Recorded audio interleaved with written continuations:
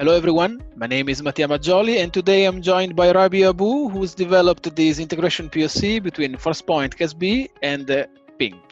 This integration POCs provides users of Ping Federate with a tool that enables the export of the risk score from Forcepoint CASB and makes it available to Ping Federate, so authentication policies managed by Ping Federate can be assigned to users based on the risk level calculated by Forcepoint CASB. Rabih, your turn. Okay, so in Ping Federate, we have to create a policy tree based on the risk levels, and we have 5 risk levels. It's risk level 1 to 5, lowest to highest. And the highest means the more risk level, the more risk associated with this user. So we have done it here, risk level 1 and 2 and 3.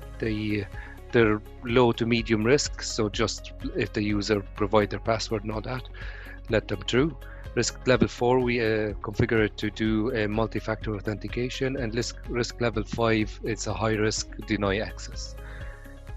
So we have a few users that associated with CASB in our development environment. So if we look at this user here, which is 02IQ, if I go to CASB and look at the risk score in it, which is in here, he has a risk score of 170. But since Ping Federate takes risk level, we have to map risk scores into risk levels. So risk scores that CASB provided, our tool that sits in between the Ping Federate and CASB will map the risk score to risk level based on the user configuration. And an example of that, so if we look here, that's in the configuration file. So if we have risk level that is reported there of 170, we map the customer, but this is all up to the customer, but 170 mapped to be risk level 5. So if we go to our endpoint, we copy this user and put in our risk level endpoint, and we see that it is translated to risk level 5, which means if we go and try to log in, we're using a playground authorization that Ping Federate provide. It's basically just mimicking the environment the customer might have. So if we put the username and we put the password and we sign in,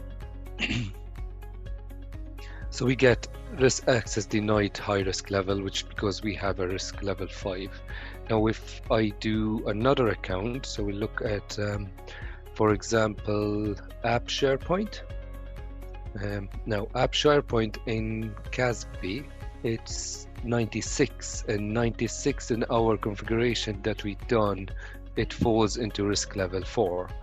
In our tree, risk level 4 is multi-factor authentication, and just to confirm that our API returns risk level 4, and this is risk level 4, so the mapping is working. And then if we go to the play authorization, just to mimic the scenario, and we submit another request and we do login,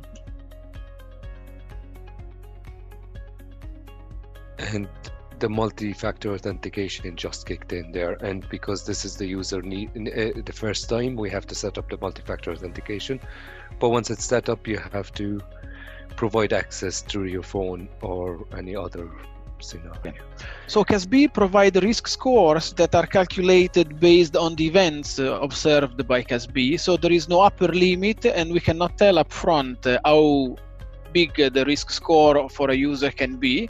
So the way you translated the risk score from CASB into the 5 risk levels used by Ping is by leaving the mapping of ranges of risk score into risk level to the customer. So basically the customer can define the different risk level based on their own security posture. Exactly that, yes. And how frequently do we get the risk scores from CASB? So in other words, how recent it is the risk score that we are passing from CASB into Ping Federate? So at the moment, The process works in default every 10 minutes. It pulls the data, but this is up to the customer as well. They just put a flag and they put the time. So they could make it less, let's say, for every minute, or they could make it longer for more often, like every 24 hours. But the default value is 10 minutes if they don't specify. So the two key elements of this integration, the mapping between risk scores and levels and the frequency of the update of the risk at source, are left completely to the customer to define. Now, Rabih, in the previous episodes, we did similar integrations with other identity and access management tools, and we would normally send the authentication events from the tool into, for example, Forcepoint Behavioral Analytics to provide visibility on the events. Now, CASB doesn't work with the events, but the identity adapter of Ping is still able to send authentication events to an external destination. So how did you handle in your integration this possibility of exporting events into a different destination? Our CASB adapter, we have two endpoints, right? One for where to send the events to, and one where to get the risk score. The risk score, we're getting it from a CASB endpoint, but because we don't have FBA, I created a dummy endpoint. So this data will be sent nowhere, really, but they get a response of 200 because this adapter can't work without an ingest input. But if they have any tool that they want events to be received, they can just replace that. So the middleware that you developed does not only provide the risk level through an API endpoint to the access management tool, Ping Federate in this case, but also provide a dummy endpoint for those products that need a destination endpoint to send authentication events in case that's necessary for the configuration of the endpoint. Great stuff. I'll just do a quick recap of this POC. So this integration POC provides customers of Ping Federate with a middleware developed by Rabih that exposes the risk score calculated by Forcepoint CASB for every user that CASB has visibility on, and through some custom mapping turns the risk score into point risk levels that are used by Ping Federate into authentication policies.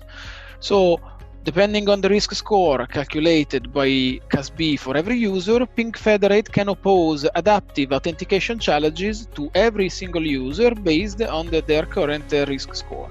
So thanks again, Rabih, for another great POC. Thank you for watching this demo and stay tuned for more episodes.